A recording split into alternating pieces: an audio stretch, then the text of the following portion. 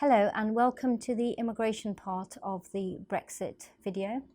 I'm here to talk to you about immigration and people and what happens in relation to people and individuals from EU countries who are either in the UK at the moment or looking to move to the UK. How that will impact them will depend on whether we leave the EU with a deal or with no deal. At the time of recording this video, the EU have announced an extension to Article 50 in principle.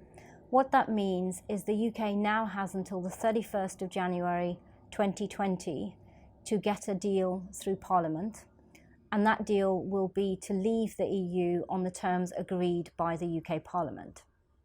So, what happens in relation to those individuals that are already in the UK, who are from EU countries, and those individuals who are looking to come to the UK in the foreseeable future. So what we're going to go through in this webinar is what freedom of movement currently is and what it will be in the future. So I'm going to give a little bit of an update on the immigration position. I'm going to talk about the EU settlement scheme, what the proposed immigration system is post-Brexit, and what planning you can do now, both as employers and as individuals.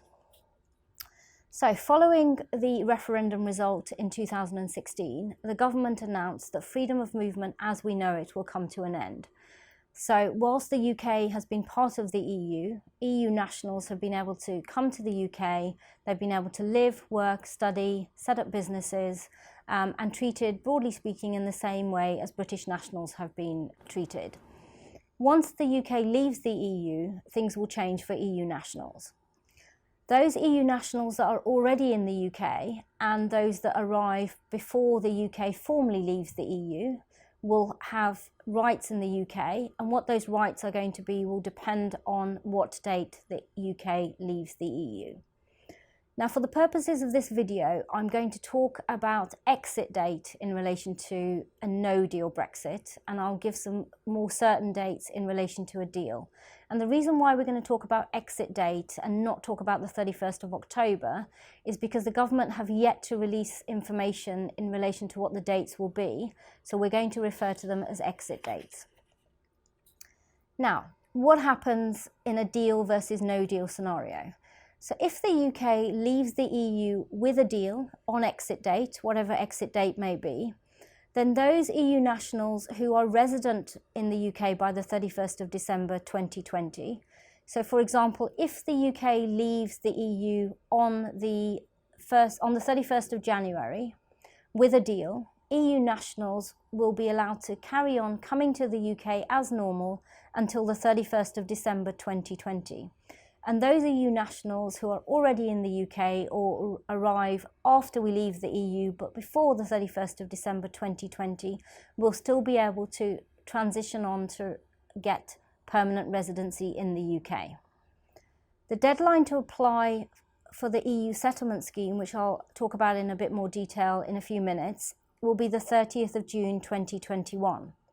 Family members will be allowed to join EU nationals that arrive by that date, as long as the relationship existed before the 31st of December 2020. We're expecting a new immigration system to be put in place from the 1st of January 2021. Now, in the no-deal scenario, so if the UK leaves the EU with no deal, EU nationals will need to be resident in the UK by exit date. The deadline to apply under the EU settlement scheme will be the 31st of December 2020. Family members will be allowed to join EU nationals, so those are family members from outside the EU that are in a relationship with an EU national, as long as the relationship existed by exit date.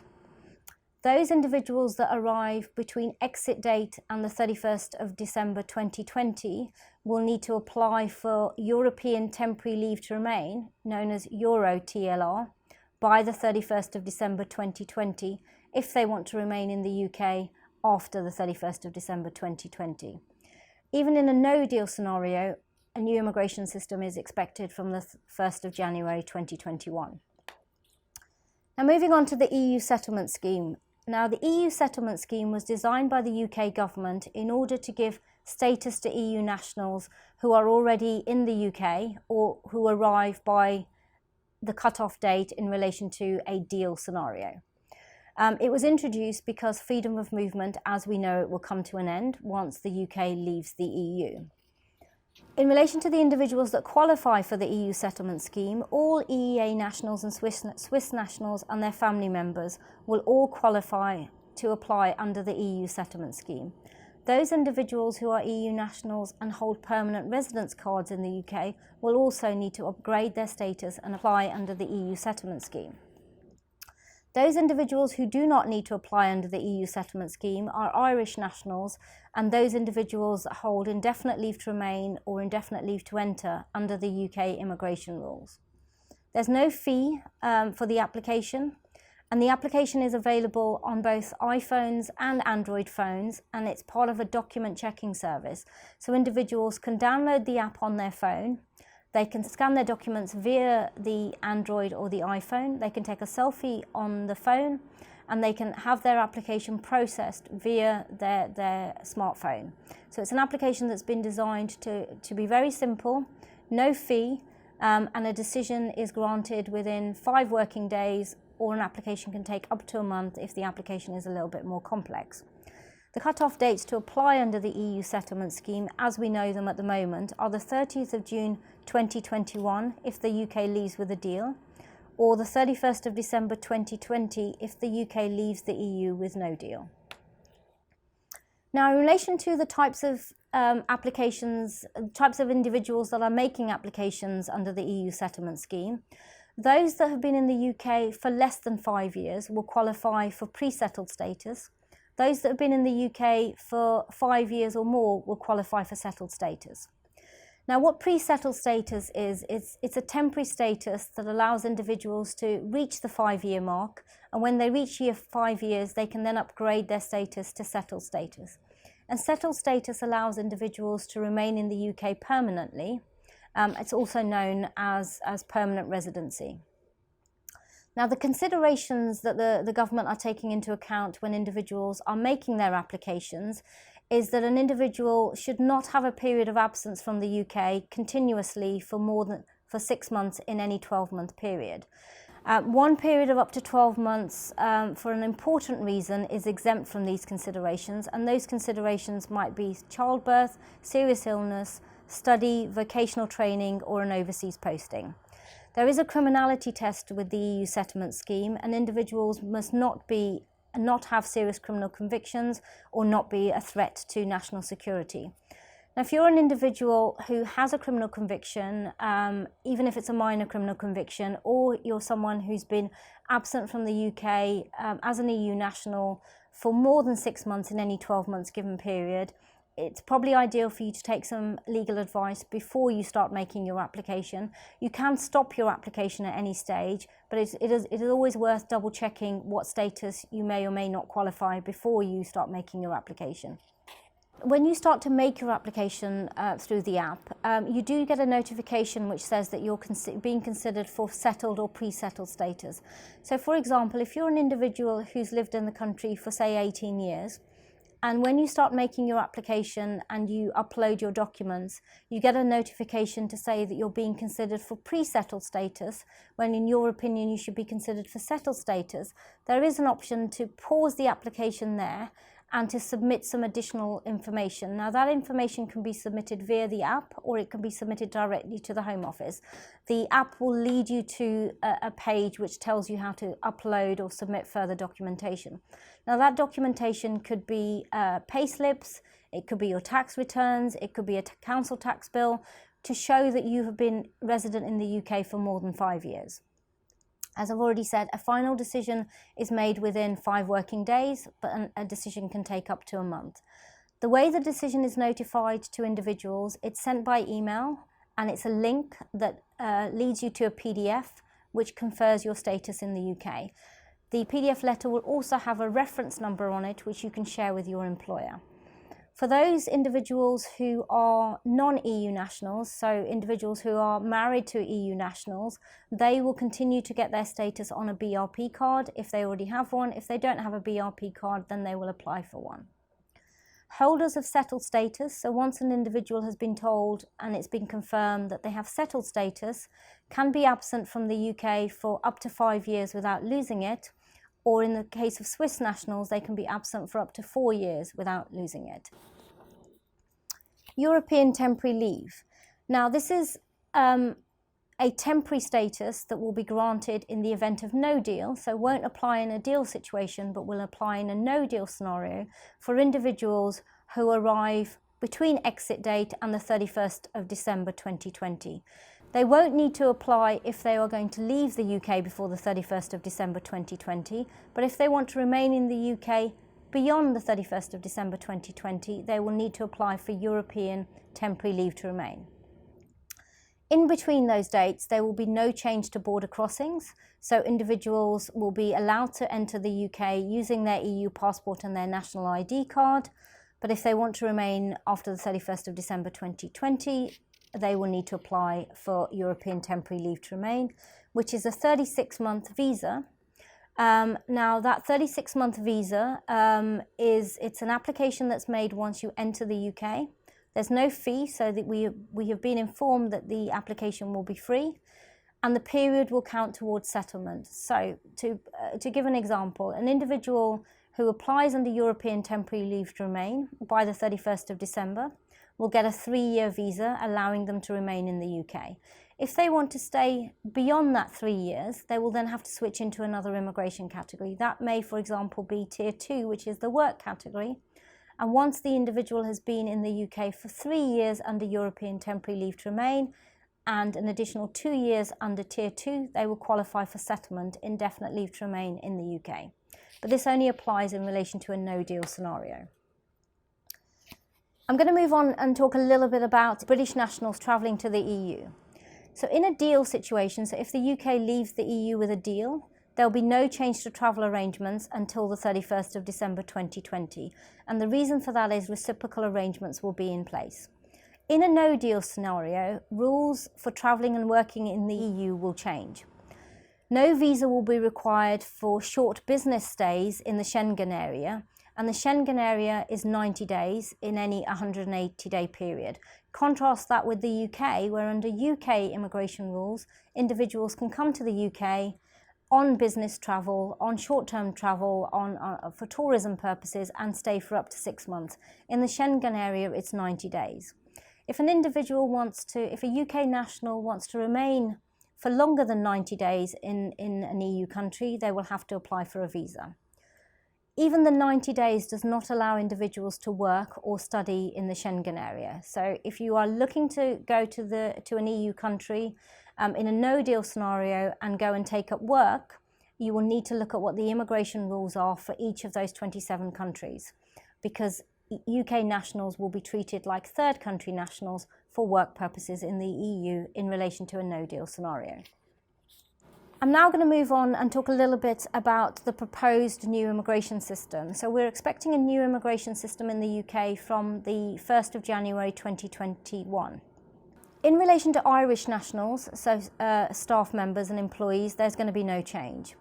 However, employers will need to check a job applicant's right to work in the same way as they do now up until the 1st of January 2021. So if you're an employer and you are employing an EU national, a new EU national, right to work checks apply. So you will check their passport, and on that basis, you will allow them to start working in your organisation.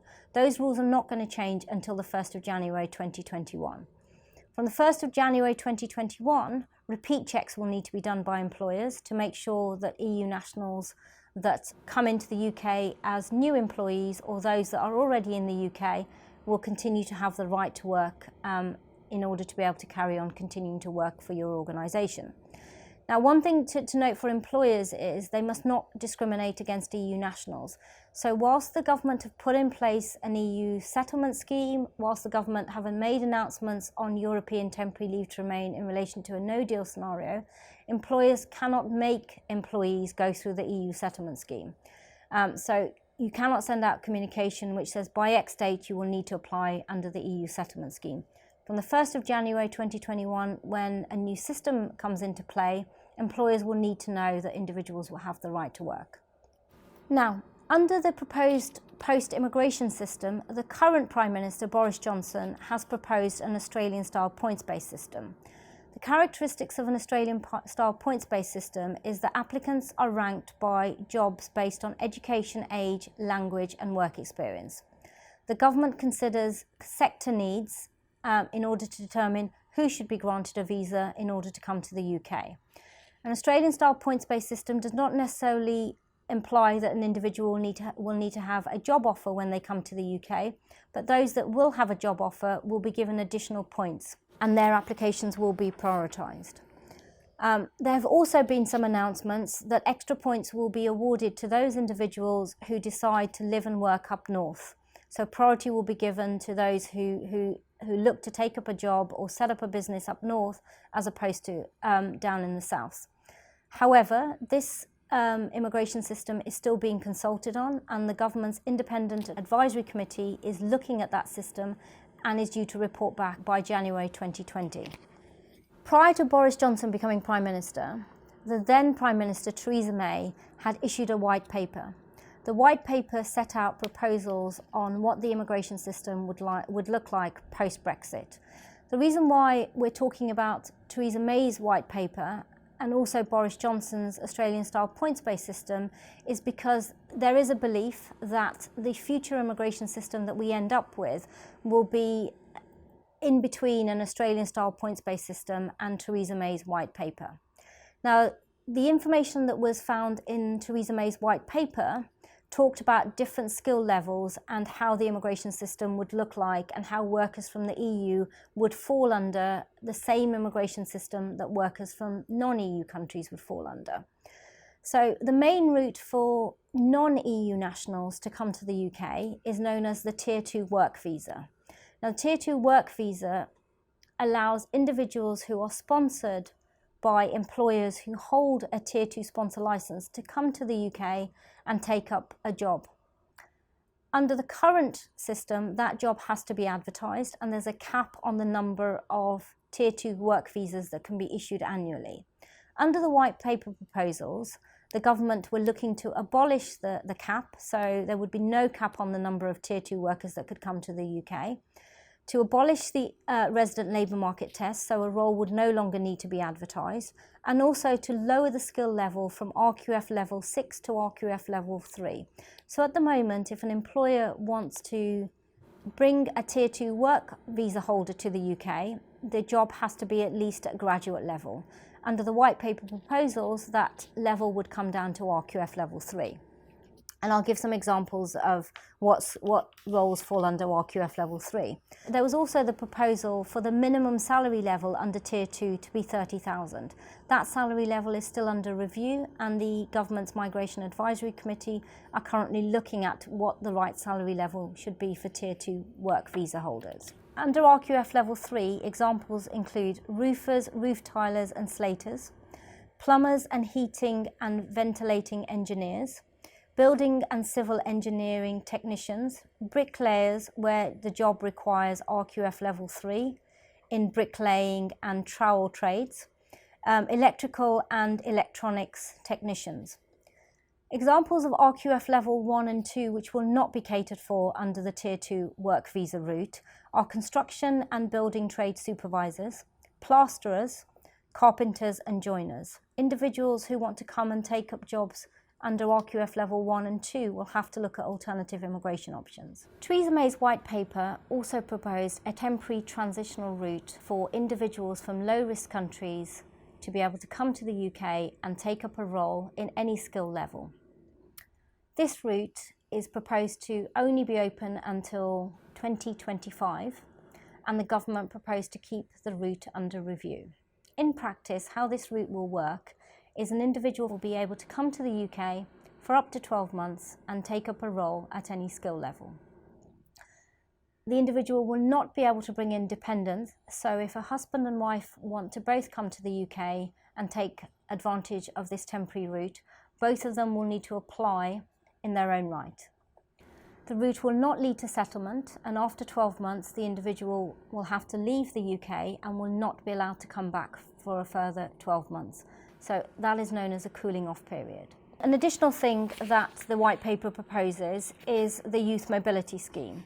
The UK operates a youth mobility scheme whereby, for example, individuals from Australia who are aged between 18 and 30 can come to the UK, live, work and stay for up to 2 years. Under the White Paper, it is proposed that all EU countries will also become part of the youth mobility scheme, so allowing individuals from EU countries to come to the UK and take up a job, set up their own business or study and be allowed to stay for up to 2 years. In the final section, I'm going to talk about planning. Now, whilst the UK is deciding what happens with Brexit and when the UK does eventually leave the EU, it's very important for individuals, now it's both individuals and employers, to keep up to date on the developments. Gov.uk's website has a page where you can sign up to email alerts and that information will be provided to you. It's also important that individuals, employers in particular, keep in contact with their member organisations who will be providing as much information as they can in relation to what happens in regards to a deal versus no deal scenario. For EU nationals, it's important to check when applications need to be made. So those EU nationals that are already in the UK will need to ensure that if they want to stay in the UK beyond the end of the transitional arrangements, they apply under the EU settlement scheme. For employers, it's going to be important to know which individuals in your organisation need to apply under the EU settlement scheme and which will need to apply under the European Temporary Leave to Remain scheme. But it's important to also remember that right to work checks for individuals who are already employed in your organisation, you will not be able to make repeat checks until after January 2021. Thank you very much for listening. If employers or EU nationals have any further questions or require clarification on any matters, full details will be provided in the information pack. Thank you.